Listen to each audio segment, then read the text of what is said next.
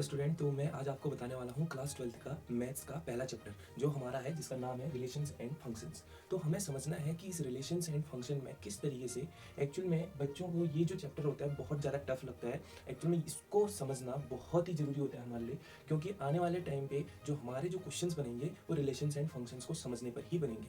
Otherwise आप इन questions को solve नहीं कर पाओगे। तो हमें समझना है रिलेशंस एंड फंक्शंस। तो जैसा कि हमने क्लास 11th में समझा था कि रिलेशंस किसको कहते हैं और फंक्शन किसको कहते हैं, कुछ पार्ट हमने वहाँ पर सीखा था, जहाँ पर मैंने बताया भी था रिलेशंस क्या होते हैं और फंक्शंस क्या होते हैं। तो हमारी जो ये पहली क्लास है और पहला चैप्टर है, तो मैं आज आपको इसमें बताने वाला हूँ, जिसमें हम बोलेंगे रिलेशंस। ठीक है, नॉर्मल लाइफ में हम मैथ से इससे थोड़ा सा दूर हो जाते हैं, तो हम अपनी नॉर्मल लाइफ में देखेंगे तो रिलेशंस क्या होता है। ठीक है, अगर हम कहें तो रिलेशंस हम तभी कह सकते हैं जब दो या दो से ज़्यादा लोग वहाँ पर या उनके बीच में कोई ऐसा रिलेटिव हो या रिलेशन हो, यानी कि वर्ड ही हमारा रिलेशन आ रहा है, मतलब कनेक्शन।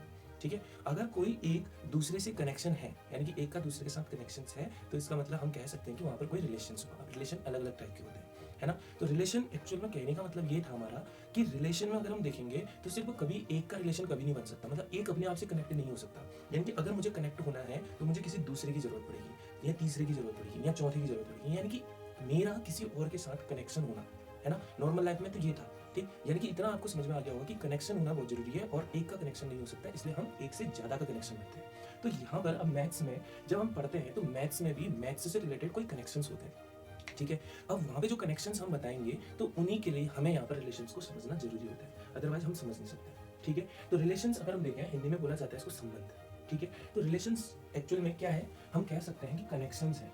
ठीक है, कनेक्शंस।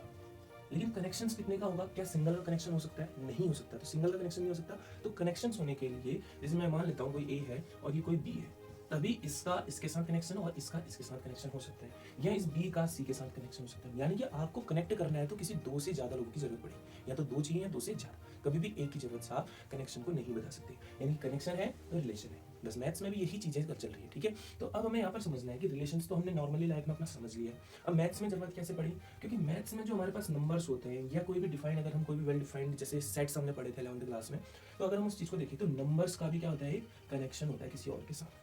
ठीक है, जैसे नॉर्मल लाइफ में अगर मैं कहूँ या मैथ्स के इसमें कहूँ, जैसे एक छोटा सा एग्जांपल दे रहा हूँ, जैसे 2 का स्क्वायर है, 2 का स्क्वायर अगर देखा जाए तो कितना होगा, 4। यानी कि अगर मैं आपको इस तरीके से बना के दिखाऊं, जैसे मान के चलो, ठीक है, अभी ये समझाऊंगा क्या चीज चल रही है, बस खाली आप नॉर्मली समझना इस चीज को। जैसे मान चलो ये ए है और ये बी सेट है, ये ए का घर है, ये बी का घर है। ठीक है, यहाँ इसके कोई एलिमेंट्स होंगे, यहाँ इसके कोई एलिमेंट्स होंगे। ठीक है, जैसे मैं यही वाले एलिमेंट्स बता देता हूँ, जैसे ये 4 है, ये 25 है, ये आपका 36 है। ठीक है, और मैं यहाँ अगर बताना चाहूँ तो जैसे यहाँ मैं 2 लिख देता हूँ, यहाँ मैं 5 लिख देता हूँ, यहाँ 6 लिख देता हूँ।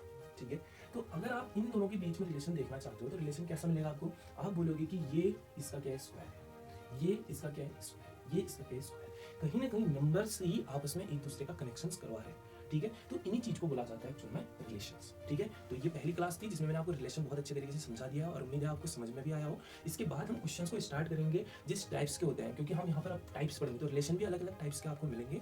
तो आगे की जो क्लास होगी उसमें मैं आपको रिलेशंस के टाइप्स बताऊंगा, तो टाइप्स में आप समझेंगे कि रिलेशन किस किस टाइप्स के होते हैं। ठीक है, तो अदर देन उसके बाद हम ये देखेंगे कि अगर हमने टाइप्स पढ़ लिए, रिलेशन को समझ लिया, टाइप्स पढ़ लिए, तो आप पूरी एक्सरसाइज को क्या कर सकते हो, कंप्लीट कर सकते हो। पूरी एक्सरसाइज ही खत्म हो जाएगी अगर आपने इस चीज को समझ लिया। तो मेन चीज होता है रिलेशन को समझना और रिलेशंस के टाइप्स को समझना, देन उसके बाद क्वेश्चंस करना। तो थैंक यू।